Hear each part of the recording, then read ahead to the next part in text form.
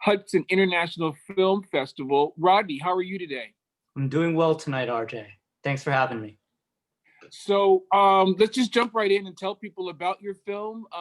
You're a filmmaker, you're in the festival, you made a movie, we got 20 minutes. Talk to me. Yeah, the title of the project is called For Official Use Only, and it's based on the police report that was given to me when I was working as a doctor at the Department of Veterans Affairs in the capital of California, Sacramento. And I wanted to document the experience, especially now with everything going on with Black Lives Matters, of what I thought was, the highest level of racism a doctor could experience in a federal institution. Wow. Okay.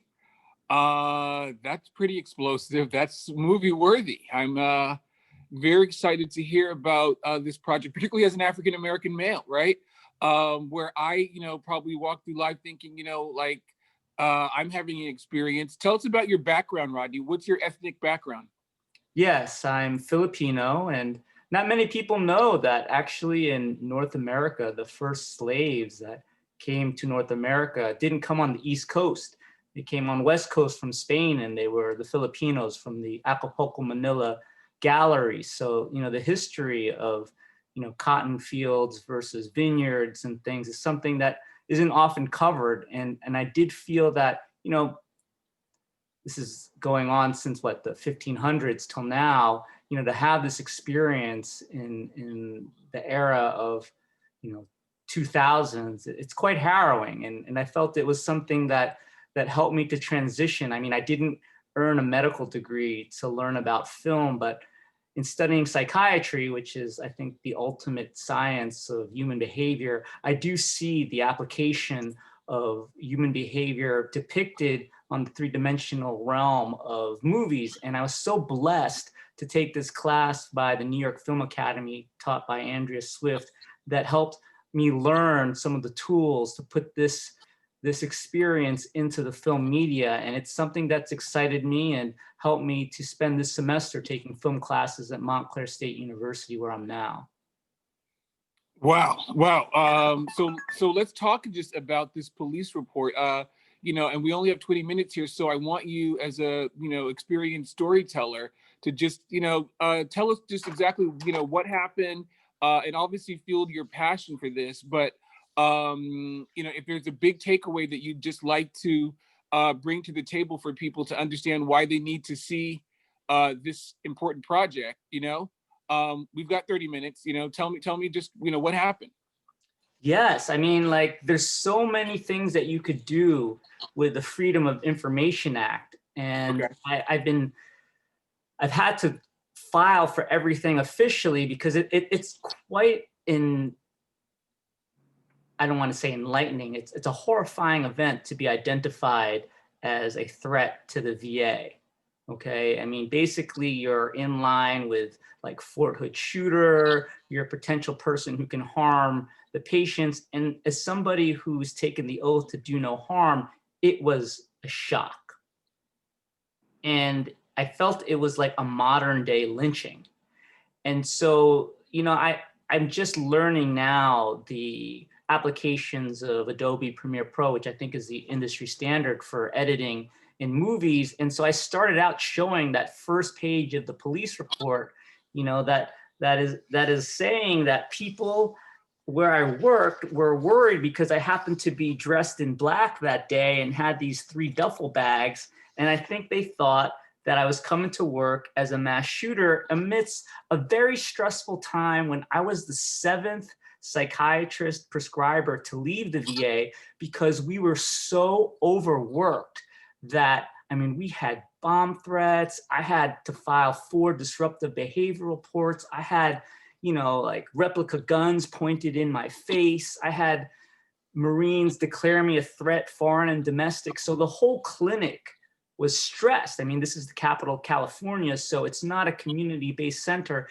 I am trained at the greatest forensic psychiatry institution in the country. It's a Bellevue Hospital in New York City, where I was born, the home of 9/11. And so I was taking this to California. And so they funneled all of these, patients to me when they couldn't be handled in the clinic. And so I think having this experience, it was like all of a sudden I'm there to help them, but then the caseload was so horrifying. I think that the nerves, and I think you can call it hysteria, infected the people there, and all of a sudden I became the threat, and it kind of ruined my career as a doctor, because I spent the year after filing USA jobs, and you cannot get a job when your previous boss, whose boss is like a psychological operator for the United States Army and as a colonel has a negative review of you as a threat. So it was just kind of this wasted time. And the trauma was so significant, and I was so upset about the situation that I was granted disability retirement. And this is the story of that, the beginning of that. Wow. So what happened? Like, what was the precipitating, I guess in film we call it the inciting incident? I think I am studying screenwriting now, and that was the crisis moment. To say that there was one inciting incident, I think it was a whole program. It was reaching my second year, and when you have 2 years, you're permanent status. And once you're permanent, like, they can't get rid of you. And I feel there was this kind of edict during that administration. The head of the VA, General Shinseki, had this kind of business mark that no veteran should wait 2 weeks. And our general manager there, he kind of pushed us. And I think the inciting incident was that I was the fastest and the youngest psychiatrist in the VA to reach like 300, 350 of my brand new patients in as short a time as possible. And so that brought in, like, I was taking care of troops from 50% of my patients were combat veterans. I mean, Okay. I would be in the hospital and they would say that my job is to kill people, and I was good at it. And so, like, to take that type of evaluation where it involves suicide, homicide, biopsychosocial formulations, treatment assessment plan, and then to have somebody say, in this state of trauma and aggression, are you a psychologist? But no, I'm a medical psychiatrist. I think there was a buildup to clear the wait list. And it was like, I think they didn't want to have people from the remnants of that time who were basically suffering a gross abuse of authority and power. And they wanted a brand new team. And I was just trying to hang on. And so I think the inciting incident was the combination of me, being lethally trained as a double black belt in my family's martial arts of Dosei Paris. I don't know if you know the magazine, Black Belt Magazine. Oh yeah, I'm a martial artist myself. I do know that magazine well. I'm very good friends with Ron Van Cleef. Yes, it's in this September, my family was named as one of the top 5 martial arts families in the world, after the Yagyu, the Chens, the Gracie, the Machados. And so the Cañete family is well renowned for Filipino martial arts. And it's my second belt. And so it was well known in the clinic. I think, I'm not trained as a killer. I love to preserve the Chinese, the Filipino culture. But 25 years in the martial arts, you're gonna, accumulate like a degree of techniques that you're not supposed to be, it's self-defense. But, when you have people who are snipers and special operators and special forces and Marine recon, this elevates the stress when everybody else is kind of seeing more support veterans who may have been in the Vietnam War. I mean, I was doing Iraq and Afghanistan. So I think it brought in a whole different stress. We had bomb threats, replica guns, knives, all these things that it takes a special type of training to get past the point where you have to destroy somebody. And so I think it kind of leaked into the clinic, and they wanted to get rid of all of this evidence that it was exact time when the VA scandal was coming out with a secret wait list. Right, yeah. That was in Phoenix. And in Sacramento, we took the head of the Phoenix Behavioral Mental Health to kind of fix it. Our wait list was not secret. And my job was to just kind of clear the wait list. And I think I was burnt out. I might have been irritable, but I never expressed any desire to harm or hurt anyone. It's just not in my nature. So what's on the police report? Like, what's the definitive line on there that just says this I is mean, I this have it in is true? front of me, and the project is actually me narrating the police report and redacting it.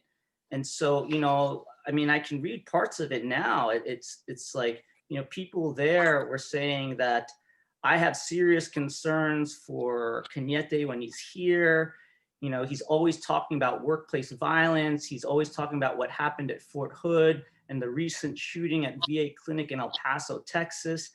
And the key phrase was that they said I had an altered mental status, which is a medical term when someone is waxing in and out of consciousness. And that was not the case. I mean, I was stressed. I was actually seeing employee assistants to say, how come everybody is seeing twice as many new patients per week than me? That's racism. That's systematic racism when everyone else is seeing up to 6 new patients and having a mixture of old patients. And mine was a private practice model if every patient was brand new. And so I think they wanted to get rid of that because it was like a gross abuse. Like nobody that I know, and I trained at Mount Sinai in like the most exclusive, triple board, hardest child psychiatry fellowship that combines 9 years of 3 years of pediatrics, 4 years of adult psychiatry, 2 years of child psychiatry into 5 years, then the forensics. And I was like talking directly to neurology, doing my own consults. And I'd have to suffer this kind of culture where the psychologist would walk by my room and mumble, who brought in the killers? Or we need somebody to check the labs. And so it created this toxic environment, and they purged all these 6 other prescribers before me because I think they wanted a brand new team because they were just learning how to fire doctors. Incredible. It's kind of a scandal within a scandal. Because it Yeah, wasn't. no, I get that, and I follow like all the VAs, a lot of the stuff that's happened at the VA. So what you're saying is absolutely just something that I'm aware of. I guess that because you're Filipino, your particular take on this for me is very interesting, and the idea that you've decided to memorialize this in a film, also I think really speaks to the notion of how important it is for so many underserved voices to have an audience to be able to tell things from their perspective. Absolutely. I mean, I went to the most liberal school in the world. I was a creative writing major at Brown University, and we prided ourselves in the idea. I'm a brown guy myself. I'm a brown guy myself, Rodney. Oh, wonderful, RJ. I mean, so I know where you're coming from. You know what I mean? I'm a brown Harvard guy. And so, like, they had an a cappella group called like Shades of Brown. Yeah, I know that. So, like that concept, when 77% of the military officers are white, and I had many African-American patients. I actually helped with the head of the PTSD clinic who left right before me. Right. She was a wonderful Black psychiatrist, and she had these Thursday groups called Military Minority Matters. And at times I would help her. I mean, that program is gone now. So there you are. Go Bruno. There you go, Bruno. Yeah, so that's a huge coincidence. So I hear where you're coming from, right? Because I get that, and and I will say, just as an African American male who spent time working on Wall Street at some of the most elite banks, the idea of how you might have felt that way in that environment, I can completely relate in ways that you just may not fully appreciate. So I'm happy that you've decided to memorialize this as a film. Tell us this about what that journey has been like, having the story and then, feeling like this is an outlet for you to really just express your, because I get from you that it's like, it's somewhat cathartic to be able to also articulate what's happened to you. And I think it's really important, given that, it's such a unique voice that you're bringing to the table here. Yes, I think what I realized is that doing the literary arts program at Brown, it is about carving out your own voice. But in this Right. arena of documentary, you need to hear everyone else's opinion. And so I Sure. think I kept it short because it was basically my view of this police report that, sent me into a whole new arena of acting and filmmaking. And so what I realized is that there's a big difference between the nonfiction and the verite of documentary versus the Right. fictionalized version of filmmaking. And so I I'm taking classes now. I had this wonderful class called Film Form run by Roberta Friedman, who's the head of the film department at Montclair State. And she did the special effects of like Princess Leia and R2D2, save us Obi-Wan. And she's friends with George Lucas. And she had this every week, a director, producer, writer came in who was doing wonderful works. And she introduced me to this wonderful documentarian named Ellen Gusenberg, who did like 3 veteran related documentaries, Veteran Crisis 911 or veteran, what is it called? Crisis Hotline, Veterans Press One, War Torn, and Living Day, stories from Iraq. And what I realized is that it's all about the entry point. And, when James Gandolfini says, if you have a veteran and they're suffering experiences, call the suicide hotline, then the suicide hotline, they call the suicide coordinators, and then the suicide coordinators, they call me, and I'm supposed to do the actual evaluation. And there's not a lot of people who can do that. And so I realized since it was such a hostile environment and I wasn't able to get the people on the other side of these documentaries to hear, because I actually had to file an equal employment opportunity case against the VA. Right. And I didn't even have my due process. I mean, it was a total frame. They gave me 36 hours to report, to check my mental status. And they said I could get all the doctor and psychiatrist paperwork. At the time, I was seeing mental health and I was seeing a doctor, and I could not get it in 36 hours. So I had to get my own clearance. And so the day they had scheduled to have me see somebody, I actually had to get the appointments to get my medical and psychiatric clearance, which I got. But then they had said, oh no, that's kind of in subordination, and we're not going to reschedule. We're not going to give you another time. We're not going to give you another date. They put me in this, it was like Mission Impossible scenario where how can I show up when I know that they're like framing me to essentially be incompetent? Because the social worker gave me a medical term, or the psychologist, that I had altered mental status. And so I kept writing and saying, I'm ready now to see somebody. I'm ready now with the documentation. And they pushed it so far along that I eventually contacted Senator Dianne Feinstein. She had my case, but by that time I moved back to New Jersey, and she transferred the case to Senator Cory Booker, who, responded to me in the beginning, but it was like he knew that my case was being buried. And then for the last year or two, even though I contacted his office, I was speaking to representatives, they just dropped out of the picture. So let me just say to you, from my own experience with VA type related things, I hear you. I know somebody that's had a long history with the VA, and the stories that they tell just about how things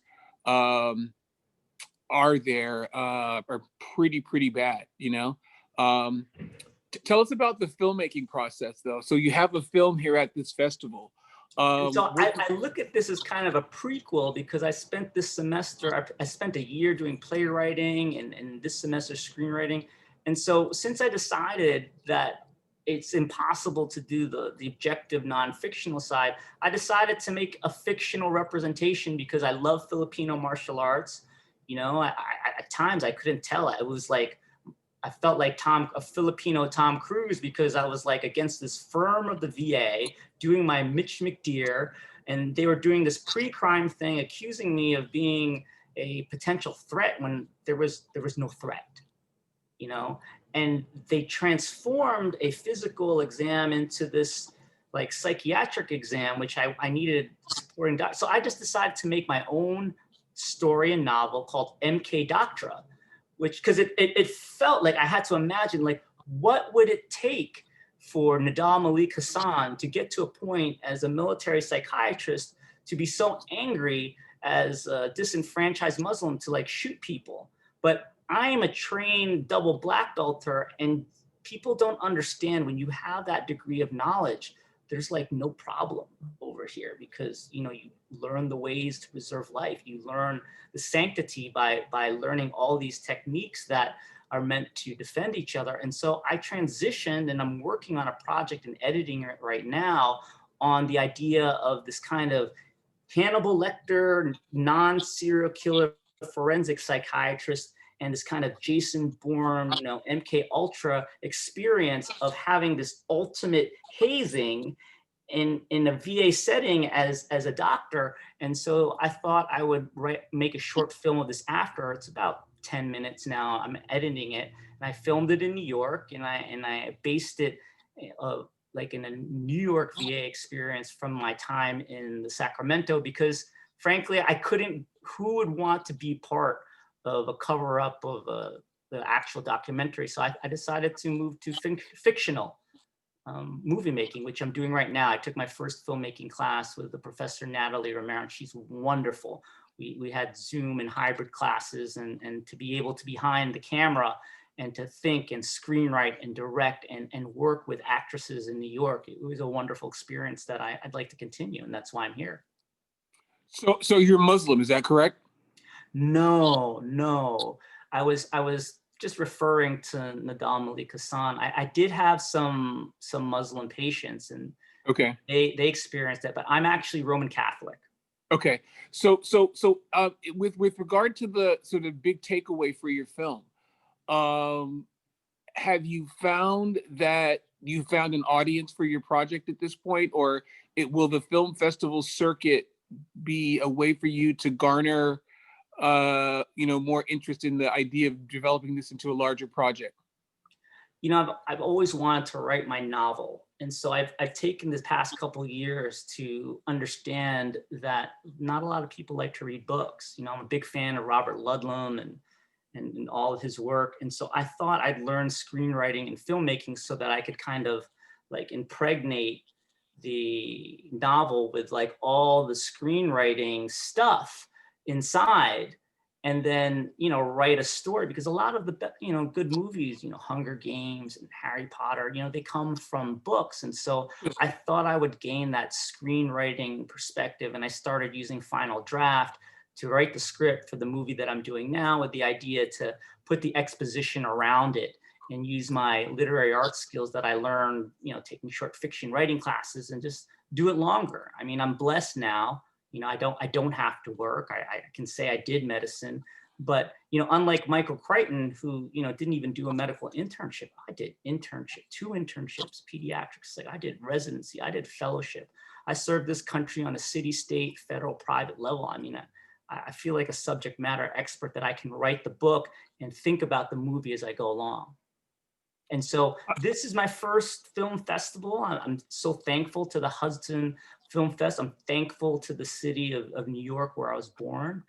I'm blessed to have my own apartment there and to call it home, but it's kind of unsafe now. And so I think I feel blessed staying with my family in Jersey and kind of waiting it out for the vaccine. I want to have that vaccine so I can feel comfortable traveling. So this whole episode essentially ended your medical career? No, I mean, I just passed my, there's an American Board of Psychiatry and Neurology, and I just passed it in October, my 10-year research. So I'm board certified in child and adult psychiatry for the next 10 years and forensics for another year. And I'm licensed to practice in California and New York. It's just that the experience of working with PTSD has kind of like, I would not be able to work in that population again. I kind of thank acting. I enrolled in the Lee Strasberg Institute after studying a year of acting at Middlesex County College, and learning how to harness all of the trauma that kind of like went into me. I feel like learning acting has been therapeutic. So what is your goal with this project? Are you saying that it's a 10-minute project at this point? Is it your view that this will be made into a larger, like feature film type thing for yourself? I have a dream. Okay, I have a dream that Filipino martial arts for Filipinos, by Filipinos, about Filipinos will actually involve a Filipino. I Make mean, it so happen, right? Right. Okay, let me tell you this. So make it happen. I've been having this rather similar conversation with several senseis that I'm aware of, and I'm actually I'm a huge proponent of that, right? Particularly as a Westerner, right? Who assumes that well, is knowledgeable of the fact that like most martial arts that's done here is kind of like an interpretation of Asian martial arts by Westerners, right? So at least if you need to kind of recognize that from Jump Street, first of all, but I also think that the medium requires the Filipino guy to get behind the camera, right, with Filipino actors to do it the Filipino way, and it'll be a completely huge departure, right, from the kind of crap that Hollywood is putting out there with A-list actors who aren't Filipino trying to, you know. I mean, it's happening now in the Philippines with Maria by Pedro Lopez and By Bust with Eric Matee. I mean, But these are phenomenal movies with Filipinos. just tell us for the audience who may be listening, like define Filipino martial arts for like people, what, like, as opposed to what, like, just give us what your view of that is. It's pretty controversial because it's like 7,000 islands, but it's Right. divided into like three regions. The Okay. Kali region is the Muslim region down south, of Mindanao, and then up north is more of the Christian Kali. They used to divide like Manila as Arnis, and that's the Luzon region, and the Visayas, where my family's from. They associated it with Eskrima, but at the end of the day, it's all FMA or Philippine martial arts to me, and the idea is that it's the only sword culture that combined Spanish Hispanic sword culture from the 1500s from King Philip of Spain. I mean, that's why it's like the only country named after a Spanish king, that combined with all the Asian martial arts of the South China Sea. And so, they call Cebu, where my parents were born, the cauldron of Philippine martial arts, because I mean, they had the Chinatown, the Chinese merchants, and they removed the hilt so they could learn the Spanish sword. And so then you have these 20 different types of swords, and the Chinese influence, with the Spanish influence, it makes it, to me, the only differential weapon length system that's taught from the beginning. Usually you have to work yourself up with like, same side weapons, or, this side and that side, or having katanas, or, the single samurai blade. But, with the Philippine having the secondary in, like it's something that is unique. And to say that it doesn't involve a Spanish culture, when all the moves, whether you hear Kali, Arnis, Eskrima, Redondo, Rueda, Florete, Arco, Abante, Tras, Abanico, these are Spanish words. And so I think it's something that really unifies with a culture that, at one point divided the world in half. Very interesting. And I mean, to think about it another way, I mean, basically there's different regions of different sword cultures, from Japan to the Krabi Kerbong in Thailand, to the different swords in Southeast Asia, to the Kris in Indonesia. So there are all these different societies that I think are worth visiting. And I've spent, the past couple of years traveling, Southeast Asia to understand it a little bit more. And that's something I think is missing in a glove-based boxing knockout system. It's like, I love Manny Pacquiao, but he's the one who said it. He's like, boxing isn't for killing. That's what, before the bullet came, there was the sword. So people have to get sword. What's been your biggest challenge working on this film project? just in terms of, finding your direction on this, given this is kind of your first foray out? I think there's a lot of technicalities in learning the cinematics. I've been starting to, speaking of Asian culture, like trying to understand the originals of like Hitchcock to Kurosawa and how they influenced, George Lucas, and how to frame a story visually. And so I'm more used to words. And so like to learn, I mean, basically filmmaking, I think, is the highest form of media communication because it has the painting, it has the photography, it has the literary dialogue and the exposition, and then it has a transformation of a two-dimensional camera into a three-dimensional form where cinematography itself is an art. And so all of this is so expansive that to be able to do all of that and then work with the actor who's trying to serve the script, that's been the biggest adjustment, learning to write while thinking about the actor and then putting it in an actual location and trying to bring that to life. And so I did it for, I have footage, I'll be editing it this winter. I have like 6 or 7 locations, I CIA control room using like, backgrounds. I went to Japan's Brooklyn Hill Garden. I contacted a Japanese Sato Sakura gallery, and I used Backstage to recruit actors and actresses, and I wrote the script myself. And so that was this whole semester, but that's been an accumulation of spending the last 2-3 years traveling and then studying. This is my 3rd year of going back to university to study these things because I never did that. So that's been humbling to go from a medical degree to be working with 20-year-old kids, but then realizing this is stuff I've never studied before. So it's been exciting. Have you reached out to anybody in the Brown film department at all, just for what your vision is? Because I mean, when I was at Brown, I did study film there as well. And I mean, Brown has one of the best film departments in the country. I did reach out to Gail Nelson, who helped my thesis, which was a combination of poetry and photography. But the thing that I did do is I submitted something to the Brown Media Group this year. It didn't get picked, and it was a longer version of this one.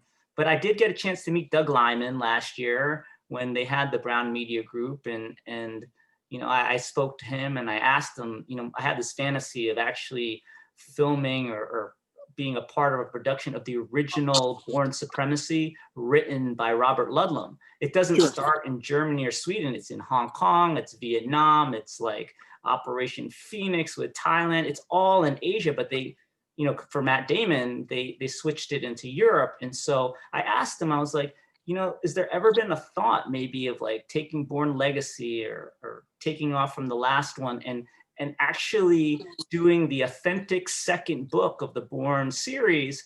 And so then he said he was looking for a cool place to shoot. And so I thought, well, Europe is pretty cool compared to the heat of Asia. And so then that's where I kind of came with my idea. If that can't be done, I'm kind of loosely basing it on some of that character of Zero in the second Born Supremacy that is more pertinent today, given what's going on with our relationships with China, involving, the idea of people above the president, the Taipan, and then Chinese mafia and gangsters, and learning the difference between a Philippine syndicate, a Korean Jopo, Japanese Yakuza, and Chinese triad. Like, these were all the things that Professor Webb, who was a professor, actually explored in the Born Supremacy. And so I did pose that question. And so I guess it wasn't the right time. And so maybe now is the right time for something like that.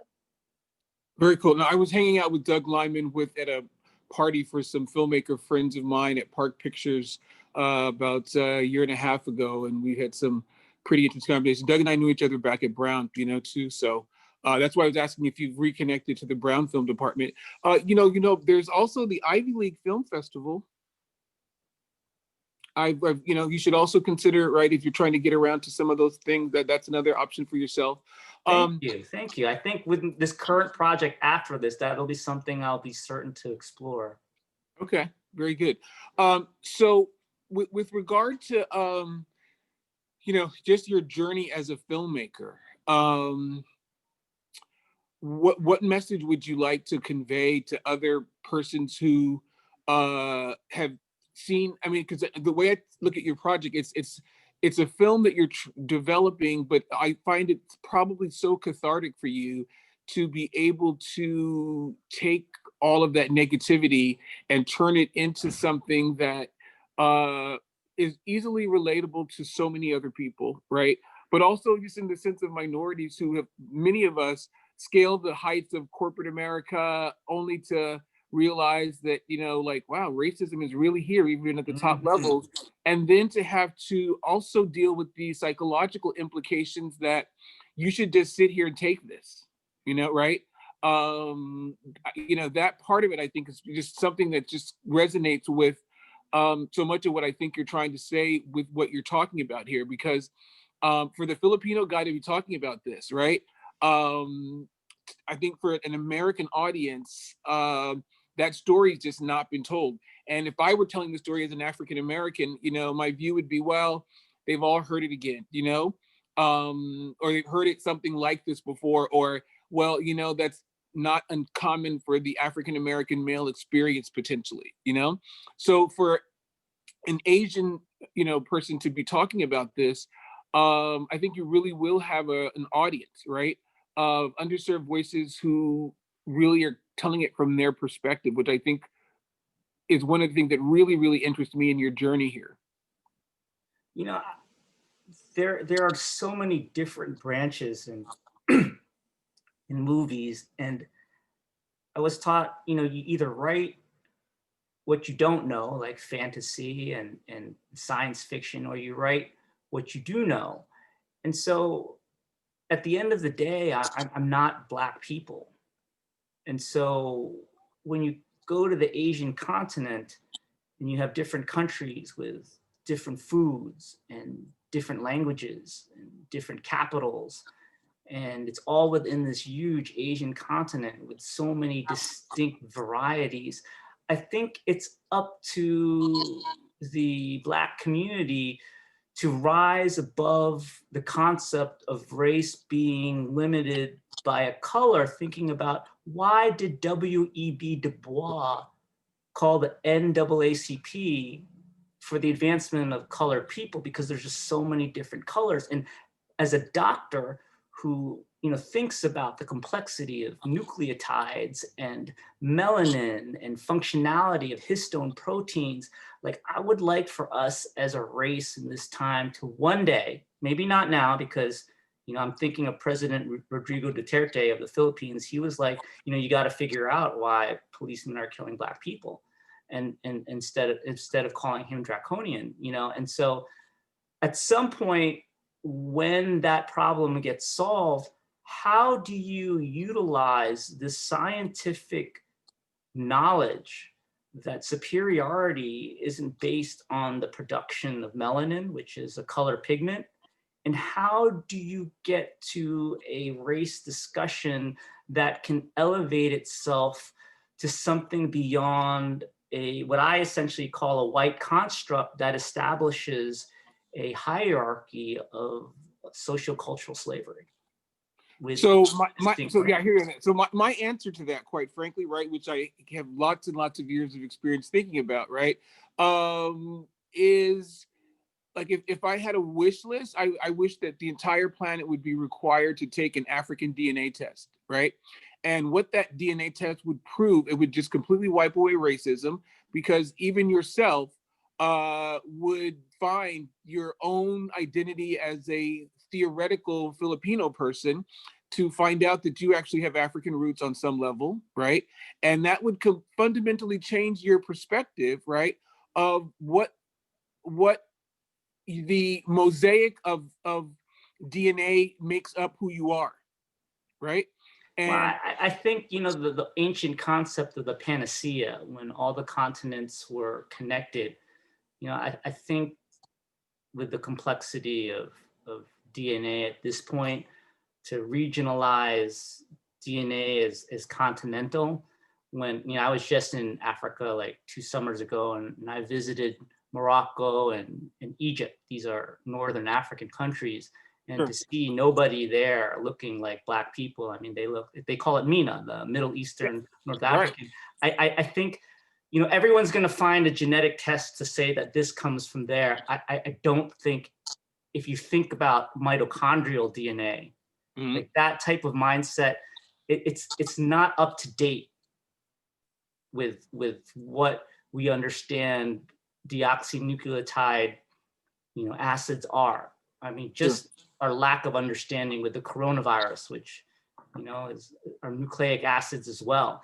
It's to pin something on a time period based on, you know, what continent somebody's from, with the plate tectonics and shifts and how many millions of years, you know, I don't think hanging everything on a DNA test is what will do it. I think what will do it is more of a ethnographic understanding of how these things have been used racistly, where people used to use body habitus and say, this person is Negroid and this person is Oriental. I mean, that is the same type of thought process. And so I think it's much more sophisticated than that. And I think it goes back to what makes someone a Homo sapien. And once you get past that, then you can see like the original thoughts of Martin Luther King, you know, that table of brother and sisterhood, that I think we become a little bit more Malcolm X, and it's scaring everybody. And so maybe that's the answer, but maybe it's not. And I don't have that because I'm a physician. I want to care for people, you know? Yeah, yeah. Rodney, very interesting. We have to keep this conversation going. Will you be joining our awards ceremony on Wednesday? I would love to, as soon as I get the information. Okay. So I'm glad we get an opportunity to discuss this. Where can people find you on social media? What's your next big project coming?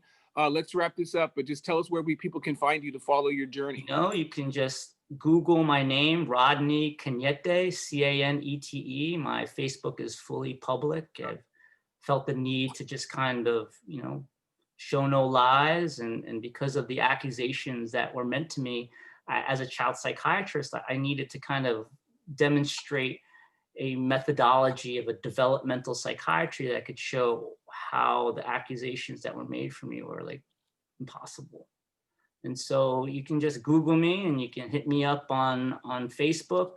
Every picture that I've had on 2008, every essay that I've written, every video that I posted, you will see like me.